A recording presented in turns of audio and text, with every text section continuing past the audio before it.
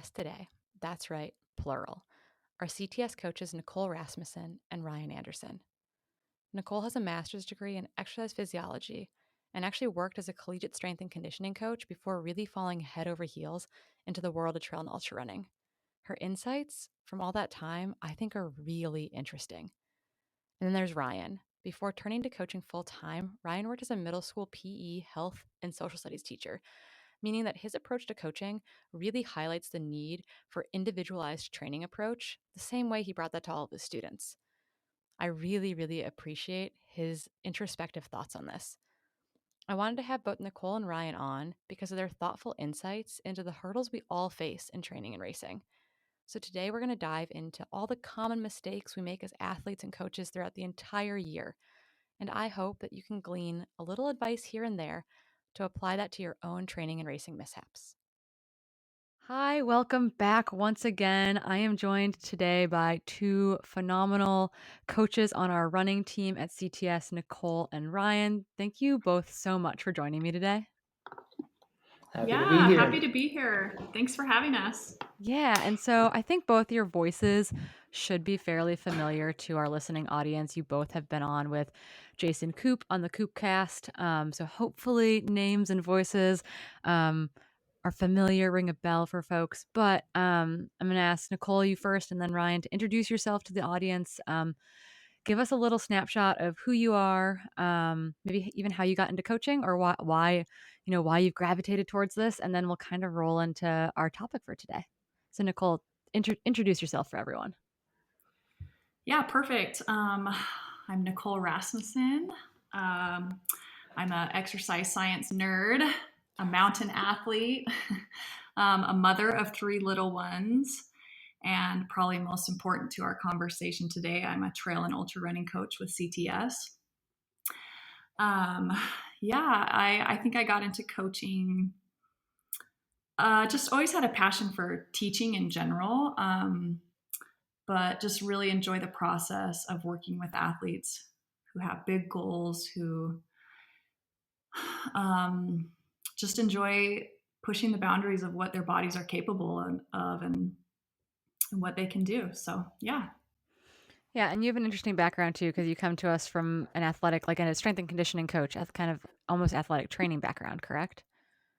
Yeah. So the majority of my coaching professional experience is collegiate strength and conditioning. So, but yeah, caught the bug early with endurance sports and love of the mountains, and kind of switched gears more recently into the ultra running realm, and it's been great.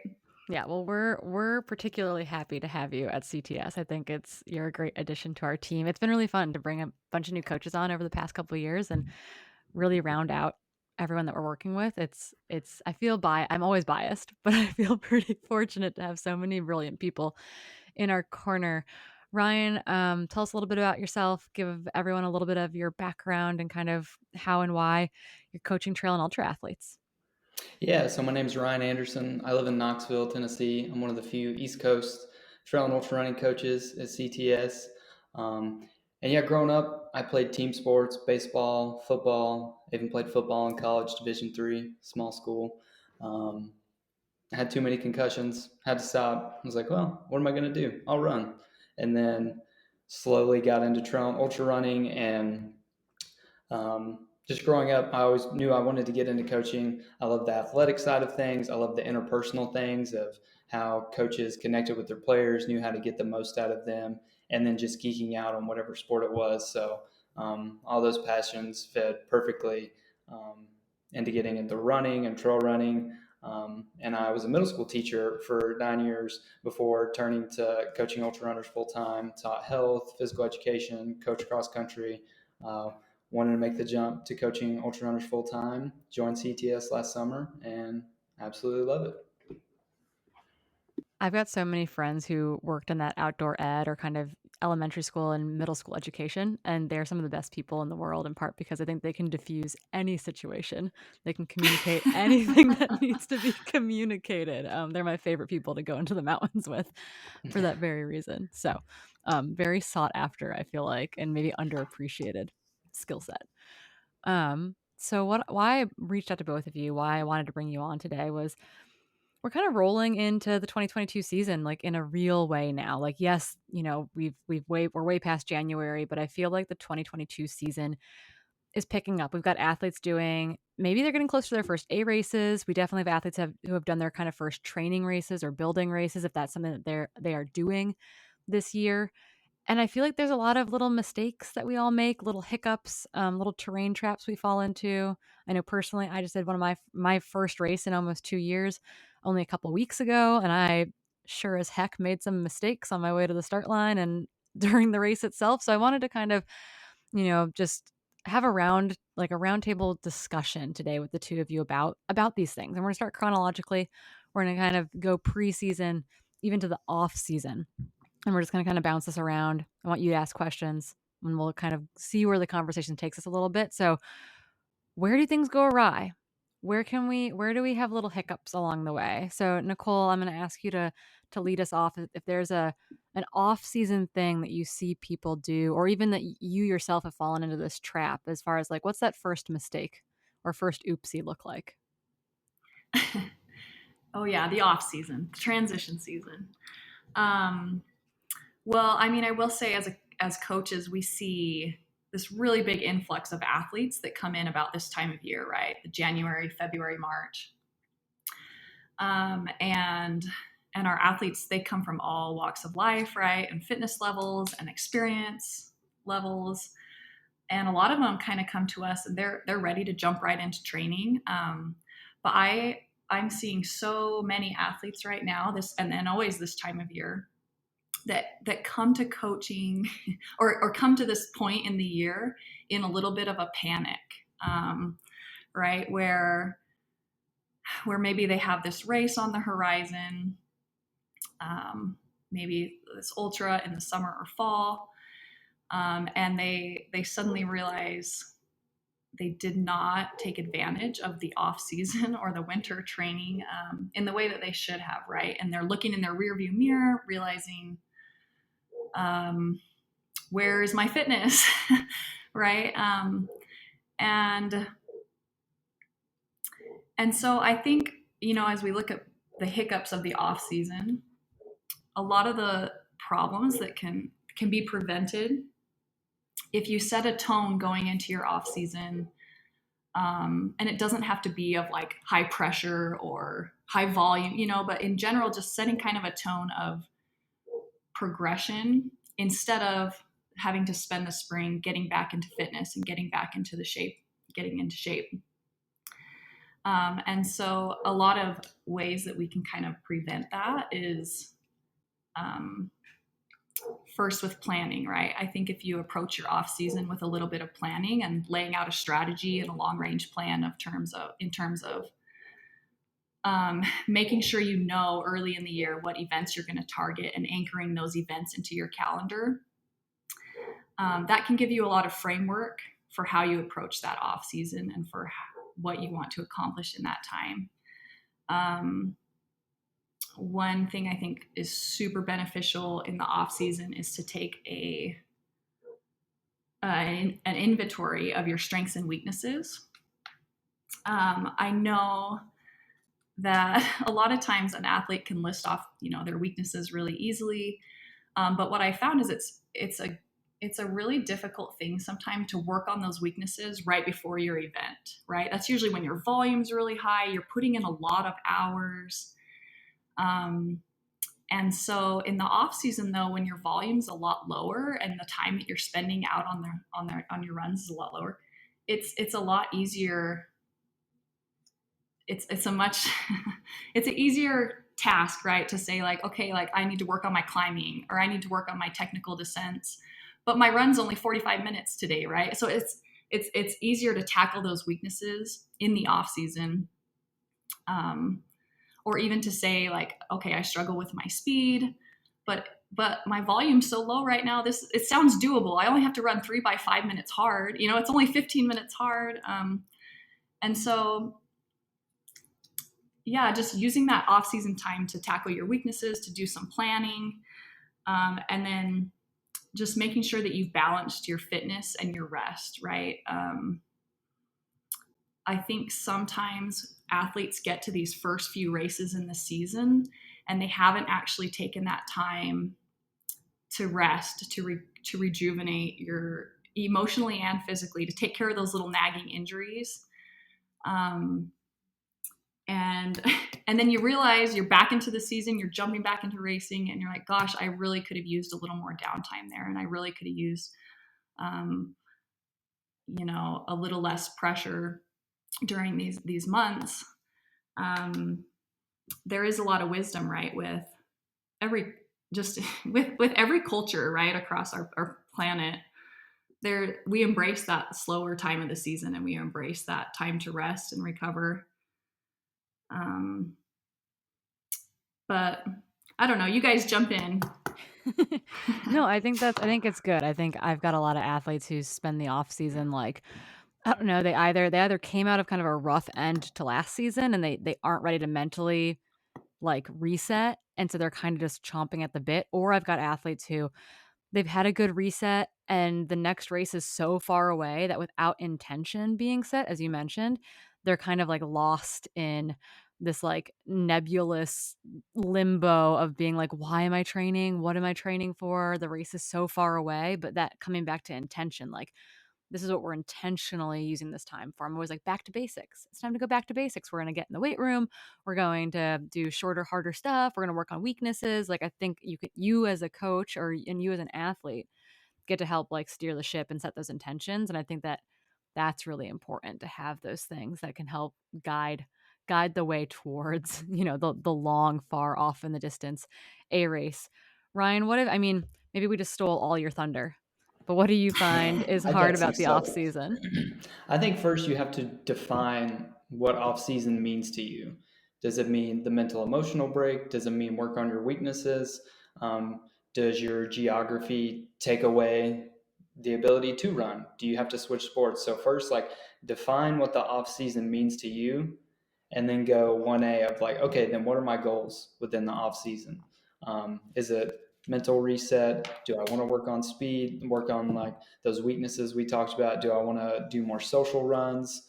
Do I want to experiment with nutrition things I haven't got to work on? So define off season, and then your goals within that off season. And then as you're starting to creep out of that off season, nail down your plans for the year. Have your, okay, these are what I would like to get into, but it's hard to get in some of the races we want to get to. And then have your contingencies of like, okay, well, I didn't get in the lottery of Western States. What's that other race on my bucket list that I can get into? Because it's not just, can I get into Western States that year, or Hard Rock, or all these other great 100 milers that have lotteries. Like, okay, how can you find similar races that make you happy? And when you do get the opportunity to do that big race, then you can go have a really good athletic performance and a holistic performance that you're happy with. So that's where I would start. And like, also, like, your off season doesn't have to fall in with everybody else's, because over here in the South, like, some people like to take the summer off because it's so stinking hot. We have so many great races from November through March that some people don't handle the heat well, no matter what they do to try to prepare for that. So hey, I'm going to pick my A races through the winter and then go from there, and then in the summer I'll just try to get through it. So yeah, be your own person in defining your off season. Yeah, you got to meet your own needs. Just like the comparison game is hard with training, like the comparison game is hard with the off season. Like looking at other people, what is so and so doing for their off season might not be what you need. So you really have to meet the needs of each individual athlete. Um, I think both of you mentioned planning and racing and getting into certain races. And I think that's a really important part that starts in the off season and then builds into kind of the training phase for everyone. And I know that I've got athletes, I myself feel the FOMO of, what race am I going to do this year? What races am I going to do this year? How can I do all of them this year? Like the hunger for doing that is really real. And I definitely have athletes who might verge towards over racing. They're on ultra sign up and they've signed up for everything type of situation. So how when you are looking, you're sitting in the off season, training's ramping up towards, these A goals, how does that planning phase work for you and your athletes? And how do we deal How do we encourage athletes maybe to veer away from the FOMO of over racing and back towards kind of like putting together a meaningful season? Either one of you, whoever wants to jump in first. I'd say pick out the races that get you most excited, and then like just start with a big list of you've went through ultra sign up and this looks cool, that looks cool, and just get them all down, and then go from there and circle the ones like, ooh, that one gets me really excited. And what do you know, that works out perfectly with my schedule, and that work kind of dies down. Kids are doing less sports or more sports, it depends on like, yeah, what your training is. And then if the FOMO is real and they want to do races, then you have to have an honest conversation of like, okay, you can do these races, but you're going to have to go in with the right goal and mindset that it's a training race, or you're not going to be able to race and PR on this race you go do every year because you said this was your big goal in November. So PRing at the 50K you do every September is not it's not going to work this year. So having honest conversations, and yeah, start big, just put everything down on paper, and having a coach or your spouse or your training buddies like bounce those ideas off of each other. Because if you kind of just keep staring at that list, you're not going to make any leeway. And then you're like, oh, well, I will just sign up for everything. How about that? Yeah, I think even a step back from before you start scrolling ultra sign up, before you make the list, I think a really critical piece in that process of planning out your year starts with, before even any of that, like sitting down with your support system, with your spouse, with your partner, whoever your support system is, and just like getting an honest assessment of what can my life, how much training can my life support, right? And then like making sure you have that support from your loved ones and the people who help you through this process. Like how many hours are you willing to support me in this training, right? Because we're more than runners. We're parents and we're professionals and we have hobbies and we have children. You know, like we running is awesome, but we're more than runners. And so I think before you even make the list of races, it's thinking, okay, like what do I realistically, how many hours do I realistically have to train here? And then even, you know, just taking an honest assessment of where your fitness is right now. You know, like what does my fitness look like the past 6 weeks, or even what did my fitness look like last year? One huge mistake I see when people plan out their schedules for the year is they pick out their really cool races and then they work backwards. Meaning, so for example, like let's say someone wanted to run this really cool 50 miler, it's in 4 months, and they read somewhere, oh, I need to get 50 to 60 miles. I need to do a handful of 20 plus mile runs. I need to do 150. You know, you have these ideas of what you need to do. And they take their event and they work backwards. So they kind of plot the weeks of like, okay, here's going to be my long runs, and you move back. And then wherever you are, right there, you jump into that training on the next week, right? And really what we should be doing is starting with, okay, I am right here, it's day one, this is my fitness level, these are the hours that I have available or that I think I might have available at peak times. And then how fit can I get? You know, like how realistically and safely, how fit can I get this year? And then what races realistically fall within that training availability, right? Like when you look at how many races should I run or what distance should I run, we have to consider what can my training support, right? And what and can my life support that training? Like that's a really critical step that I think people get really excited in this sport, and we always want to go to the further distance, but those are the conversations that are important to have first. I was thinking the other day that, you know, so many people come to ultra running because of the community, right? We have a great community. It's very inclusive. This is a sport for all body types and fitness levels and ages, and there's a distance for you and there's a race for you. But one thing that just drives me crazy in our community is that we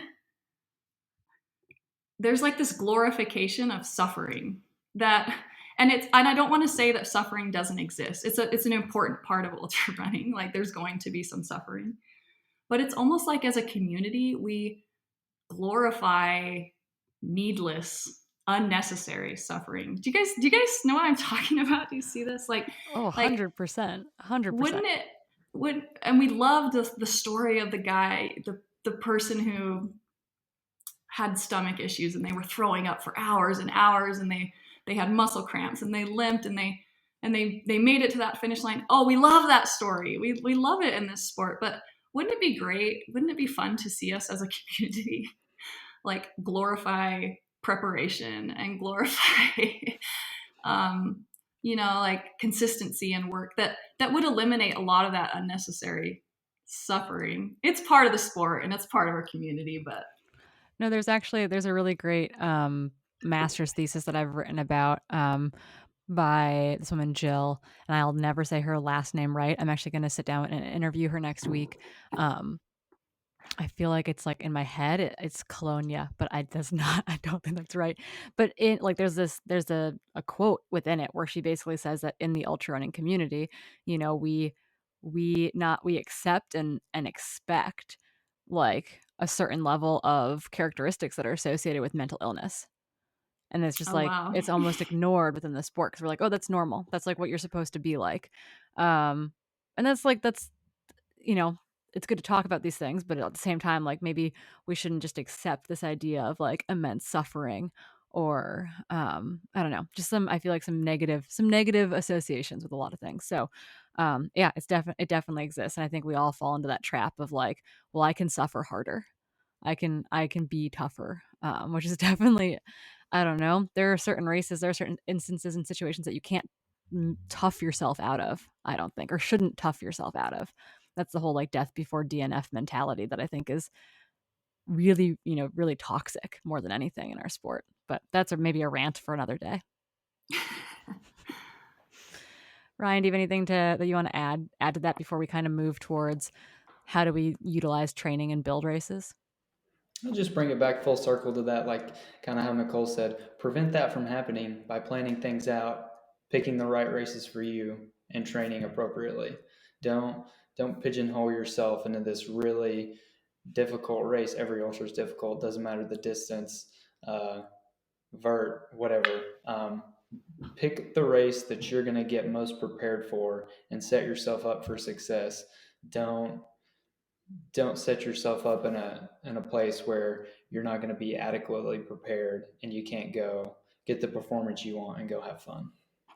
Yeah, I think we see that a lot with like Western States qualifiers, hard rock qualifiers. I just had an athlete recently who's got a lot going on in their life and recognized that the Western States qualifier they wanted to run wasn't going to happen this year. And that's okay. And we've shifted focuses to some other things that I think they're going to be able to be really successful at. But that was like a decision that had to be made. They were not going to have a great experience on race day, given the space that they have been in and the space that they're currently in. And so I think that's a big decision, but also a very important decision and a reasonable decision. So kind of continuing on the vein of planning and looking as Nicole mentioned, sometimes we build backwards to find these other races, and sometimes that works and sometimes it doesn't work. But I think we all use, I think oftentimes a shorter race or a specific training weekend kind of as a prep for a bigger race. And it's not mandatory. It's not necessary. I tell my athletes that all the time, right? Like if you're not excited about it, we don't need to go do that 50K and prep for your 50 mile. Like we can do other things to make you fit and build confidence. Cause I think people are looking for confidence in those quote unquote training races or B or C level races. So do you guys encourage your athletes to seek out these events? Do you only encourage them if it works? Like how can athletes, if they want to use, if they quote unquote need that confidence booster in a training race, like how can we use them to our advantage, and how can we avoid whatever pitfalls might lay, I don't know, down the path towards a B or a C race? I would say the B and the C races definitely serve a purpose, and I always try to for some people they have really crazy work schedules, so where like they're nurses or doctors, and it's something crazy where they can only get in like maybe 2 runs a week, and then for their weekends open up. It's like, okay, let's, if that gets you excited, and that's something you're into, then yeah, we can fit these races in. Or if it's somebody saying like, I need to do this 50 miler before I do a 100 mile, it's like, okay, why do you feel the need to do that? Have you had past races where your nutrition went really bad after 6 hours because you were getting into the heat of the day and you didn't know um, the foods you wanted after that time? If that's the case, we could replicate that in a long training run. Or yeah, let's go do a 50 miler because you're going to have aid stations that are most likely going to have the same food at your next race, and let's work through those problems. I think it's good.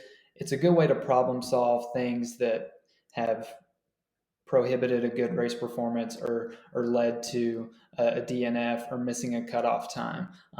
But I do not talk with my athletes and say like, it is absolutely necessary that you get a 50-mile run in 6 weeks out from the 100 miler. That is the key to success.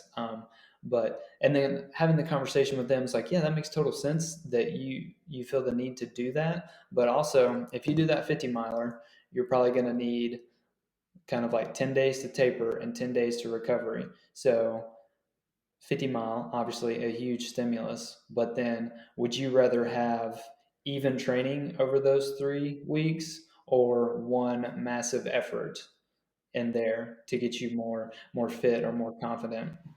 And I think the other thing to consider is like, oh man, like it's going to give me a lot of confidence to do this 50 miler far. I was like, what if it goes wrong? Then what's your confidence going to be like? It could be completely shot and it could backfire. So getting to the root of why they feel they need it, I think, is important. Yeah, I think that's really, really important. I've had that conversation with people too of like, what is that going to take out of you? What's the sacrifice to get that training race in if it's not the priority? And there's that whole headspace that goes along with it too that I think is really difficult for a lot of folks when it's like, how many matches am I allowed to burn? How hard am I allowed to go during this thing if it's not my key event, so I can keep my eyes on the actual goal that lays ahead. Nicole, how do you feel when it comes to training or build races or B or C races, whatever we might call them? Yeah, I mean, I definitely utilize them. Like Ryan said, they're not necessary. You don't have to do them. You can definitely get a good confidence boost with an athlete who's new to the sport, right? Or if someone's making a big jump to a distance, just using it as a supported long run. So there's definitely benefit there. And while you don't have to use them, yeah, I think it is important for athletes to realize you can only perform at your optimal level for so many weeks out of the year, right? Like your peak fitness is only maintainable for so long, and that's because we have to manage the taper and the rest and the recovery periods with the build periods. And so where I feel like those B and C races come in with a huge benefit is the athlete who just loves to race a lot. Like, I love to race. I love to see new courses and these beautiful places. Um, and you definitely have to come back to the prioritization, right? Like, let's make sure you have one or two A events over the year and prioritize some of these other races. And when you're looking at, well, how many races should I do in a calendar year, you have to consider like how many. It's different for everyone. Like, how much can your training support to where you're going to feel good during these races, and also be emotionally ready to race frequently enough. And every athlete's going to be a little bit different, but like it's a really, really common scenario to have an athlete come in with a really long list and be like, this is my race calendar this year. And to have those conversations of it, you have to just consider what's your goal at the end of the day. Do you love the community? Do you love just being out there and enjoying nature? Like, if that's the case, then yeah, like, race a lot. And if your body can handle it. But for the majority of people, they're in this event because they want to see what they can accomplish, and they're here because they want to know what they're capable of, and they want to perform at their best. And so sometimes that's a hard conversation to have, to say like, all right, we might have to cut some of these races out. I recently had an athlete who was probably racing 3 weekends every month of an ultra distance or longer when he came to me. Wow. And that was really typical. And he'd been maintaining that. And we had that conversation, like, if you're just here because you love the community and love hanging out with all your buddies from the weekly run, who, you know, you don't want to miss out on any race, then that's okay. But if you really want to see what you're capable of, you have to work in those times of recovery and training, like Ryan said. And it was funny, like, we kind of cut out a lot of these races, got him to like kind of a consistent training, and I got this feedback of, we'd probably only been at this at like for 6 weeks, and he's like, man, I have improved so much. I am so fast. Like, you are the best coach in the world. You have made me like the fastest runner ever. And while I would love to take credit for, like, you know, transforming this runner in 6 weeks, I'm like, you know, you have fresh legs. Like, this is what legs feel like who aren't running an ultra every single weekend. Like, you have the physical capabilities to train and to put in, you know, better quality efforts day after day and week after week. It's going to translate into better fitness. That's so funny. I've had athletes like that. I had an athlete who they needed a season to prove to themselves that they could handle. It was a lot of hundreds. It was like 500 or 600s. And then, you know, came back the next season and said, I actually want to see how good I can be at this. And I was like, yeah, okay, like, let's do that. And it was like, that was the mentality shift. Like, it was they needed to prove that they could do it. And then they needed to, like, then they wanted to see how well they could do. And that was, you know, yeah, same thing. Like, all of a sudden they could do workouts. All of a sudden, like, their legs felt great. And I was like, yeah, it's because we're not constantly recovering. Like, we get to train, which is so exciting. I personally, I think, have struggled a lot with the idea of getting on the start line and being able to, like, put my ego aside for a race that's not my A race. And it's hard. It's hard to go into a race and be like, people are going to see this result and wonder, was it what I wanted? Was it fast enough? Was it not fast enough? Like, is it the performance I was hoping for? And I see that in my athletes as well, as far as like the psychological, sometimes like nuance of doing a training race where maybe we didn't taper because they're training through it. It's the end of a big training block, and we're just going to kind of use this as like the last big thing before we take a little bit of rest and start training again. Um, Ryan, do you have any experience with athletes or personally, as far as like, how do you go into a race and that you're not planning to knock out of the park and like mentally put yourself in a good place? Because I think that can, you want the athlete to feel good and run pretty well, but at the same time, if you're not tapering, if you're using it as a training run, like, even knowing that, you still pin a bib on and it's like the gun goes off, and sometimes you forget that that's why you're doing the race. And I think that that's a real hang up for a lot of people. Yeah, we say B races, C races, but it's hard to call it a B race and not give it an A effort. So if the athlete really is performance based, then it's a constant conversation for the weeks leading up of like, okay, you're very fit, you can have a really good race, but also realize it may not go according to plan. Or if they want to race, then depending on the distance, it could fit perfectly into the end of that training block you were talking about, or at the beginning of a new block when they're fresh to get maybe like a really hard, like 25K race or something like that. Or maybe a 50K could fit in there depending on the athlete. But no, it is very tricky. That darn ultra sign up score looms over all of us, and we want to have that alias ultra sign up. You So can't those, escape it. yeah, you can't escape it. But no, it is really tough. But you have to be very honest with yourself. I know, especially with this, all these things are easier said than done. But realize, can you give the A effort, and are you going to be okay that it may not stack up to what you wanted or how you did in the past? But no, that is very, very tricky because, yeah, you pin the bib on and you want to go. Yeah, I love to encourage my athletes who are maybe in the over racing category, who are predominantly like, let's say, ultra specific athletes, right? You know, 50K plus. I'm like, you know what? Trail halves are really cool. Trail marathons are really cool. 15Ks are awesome. 18Ks, what do you want to do? A 30K?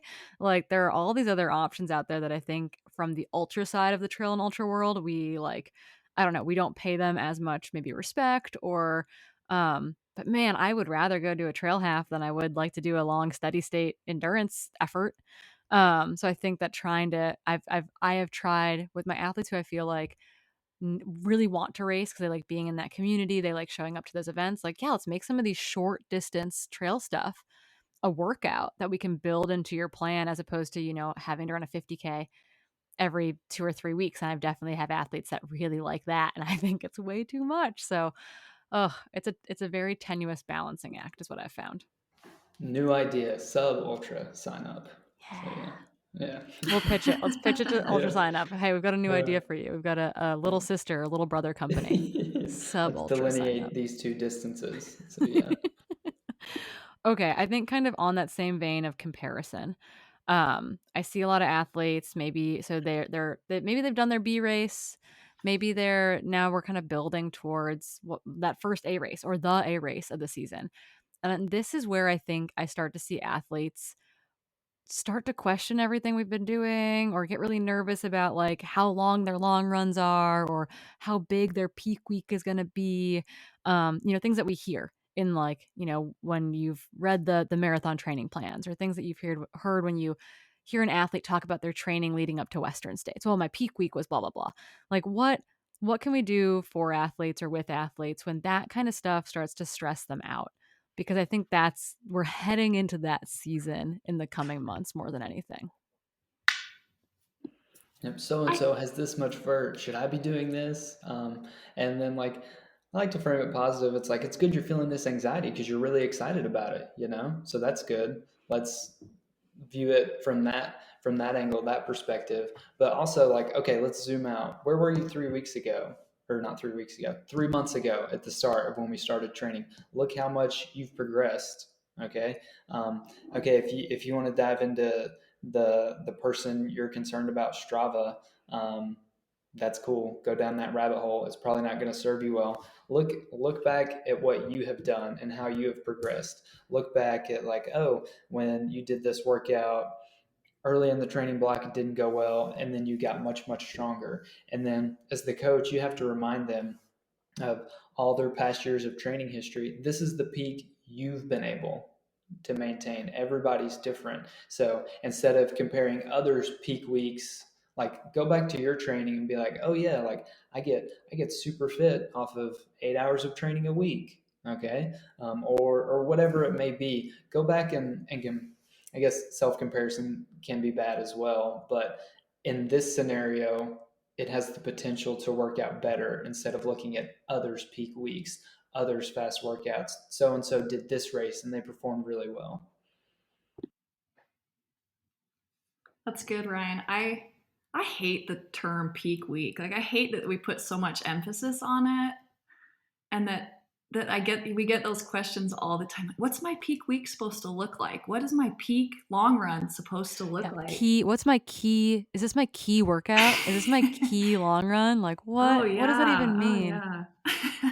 Like maybe we should call it like your peak training block.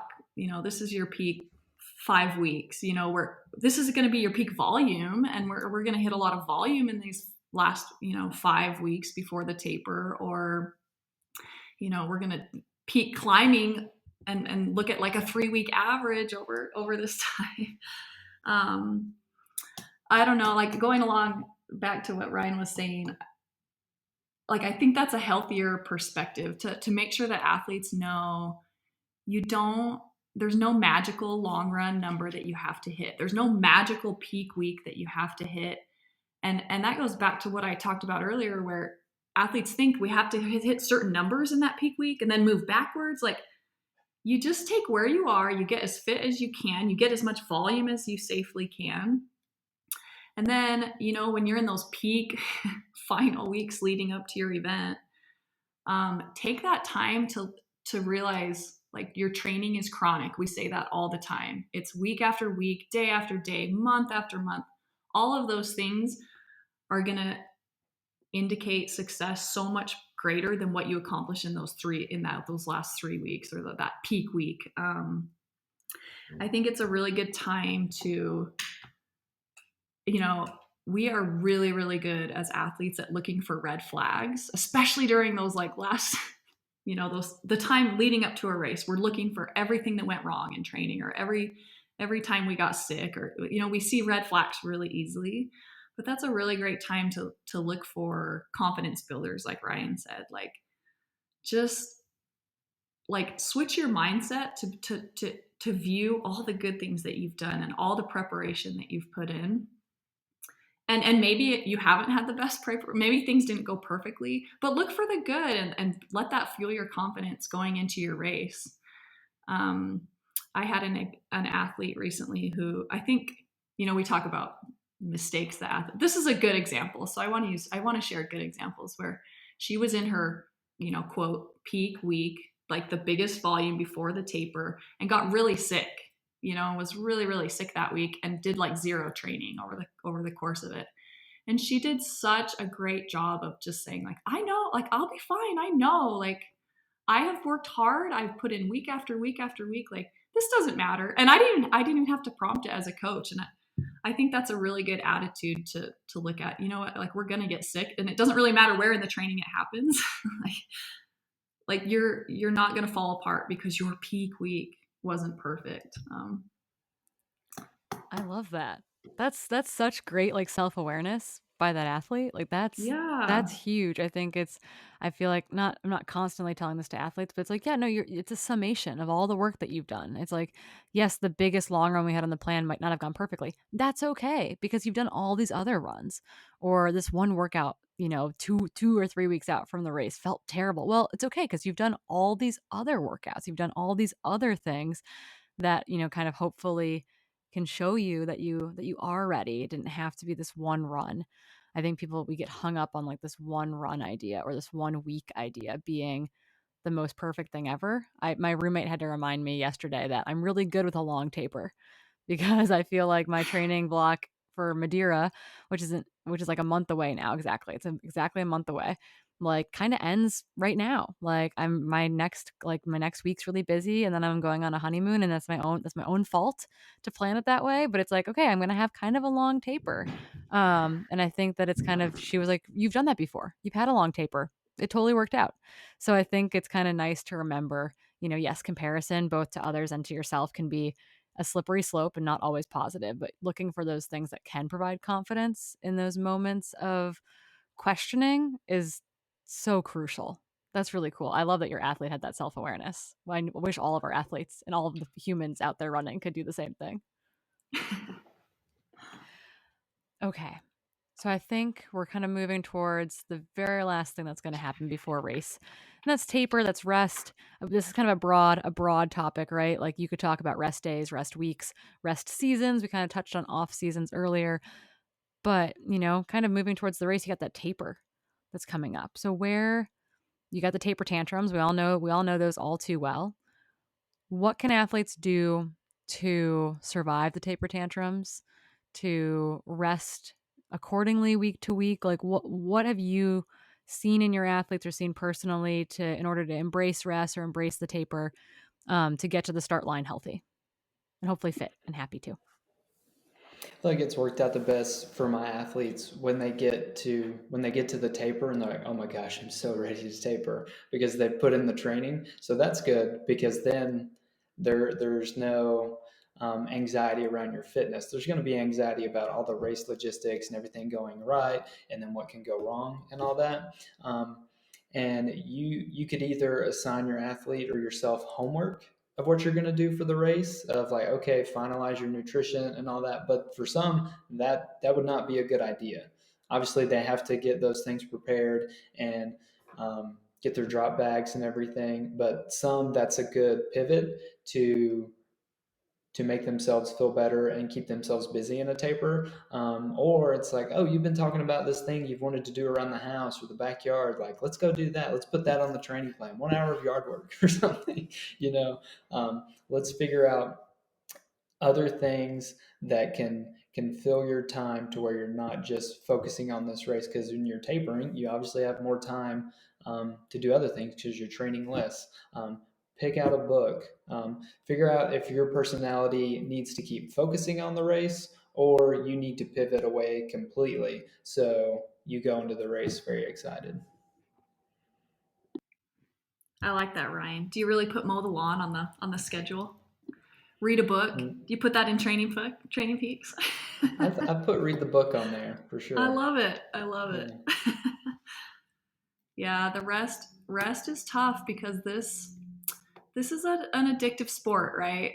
There's something about being in the mountains, putting in those hard efforts, those long efforts. It feels good and it's fun, and I think the type of athletes who gravitate to our sport like to push their limits, and they really enjoy that aspect of it.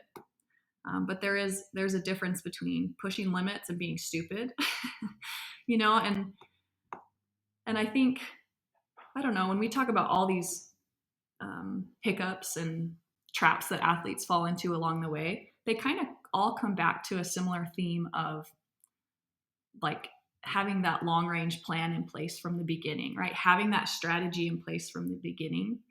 That gives athletes a lot of buy-in and a lot of confidence when they know that I'm going to train really hard when I need to, and I'm going to rest really hard when I need to.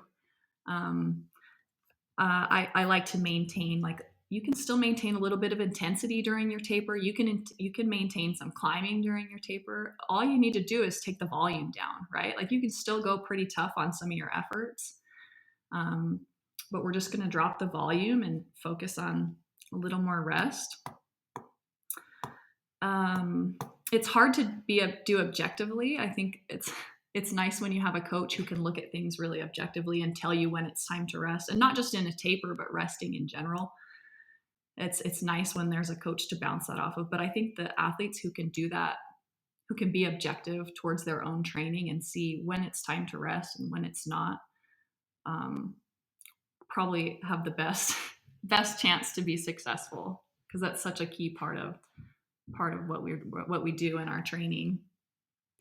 Yeah, I think I've had to look at rest in a way in which it's like, today for training, I am resting, which was like, like maybe that's a trick. Like that was, a way to trick my brain into being okay with it. But I think, yeah, having that person, be it a supporting person, being a partner or a training partner or a coach who you really trust, to be like, yeah, they want me to rest. I can rest. I can do that. Like, I think sometimes just being told to rest is enough at times. And then I think that, once again, kind of going back to that confidence piece and that comparison piece, is if you get into taper, it's really easy to spend that time questioning, like, am I ready? Did I do it all right? Like, go into it knowing that you did. Like, that's why you're tapering. You got the race coming up. You did the training. Questioning what you've been doing for the last 6 weeks isn't going to help come race day. It's only going to make you spend your week very, very stressed. So I think that that's a good place to go into race mode, race day. What else? Is there anything else that you guys had on your notes that you were like, this one thing, if I could make runners stop doing this one thing, it would be X or Y? Was there anything that came kind of to the top of your mind when I said, hey, I want to talk about common running mistakes, common training mistakes, or racing mistakes, that you wish that little piece of advice would help a runner kind of move through their running life a little bit more smoothly? Don't change how you eat the week of your race. That's a very, very common question of like, should I eat differently? No, because you did these big training weeks and you ate how you ate and you executed. So don't, it's just like, we have more time. So we have more time to think, what can we change? What can we do to keep getting prepared to have our best performance? But yeah, that's a big one of like, should I drink more water? Or should I eat something differently? Should I start eating vegetables more this week or something like that? And it's like, no, do what you've been doing. I'm sorry, I can't give you things to do. I'm telling you to run less, and I can't give you new things to implement. But that's kind of how it goes as we're getting ready for this race. Yeah, no new changes. No new changes race week. I think that's a good thing. Nicole, how about you? What's one, if you wish that runners could just change this one little thing, or maybe it's personally? I read a book recently called The Molecule of More. Have either of you read it? It's on a list that I have going, but I haven't read it. Oh, good. Yeah, I mean, it's not about ultra running. It's not about athletics. But it's just something I've been thinking a lot about, because I think it's essentially a book about dopamine, right? And it's a book about the state that our brain is in when we're chasing goals, right? That like we have this dopagenic mindset, and that's really the molecule in our brain that causes us to want to do better, to want more, to chase a goal. So it's like the reason that humans have put spaceships into orbit, and like we look out at what we desire and what we want, and it gives us the motivation to chase it. But there's also like this side of this dopagenic mindset, right, where we're never going to be satisfied, right? Like this is the problem with addiction and a lot of things. But I mean, just something I've been thinking about a lot is that, like with ultra runners, I think all ultra runners should read this book. I think that people who come to our sport really have that mindset of like we want to push, like we want to go further, and we want to explore the boundaries of what's possible for ourselves. And I think that's wonderful, and I think it's great, and I think it's a really important piece of who we are as humans. But that, like, at the end of the day, and this is like the takeaway of the book, that like chasing those dopamine highs never actually gives you contentment, or never actually gives you happiness.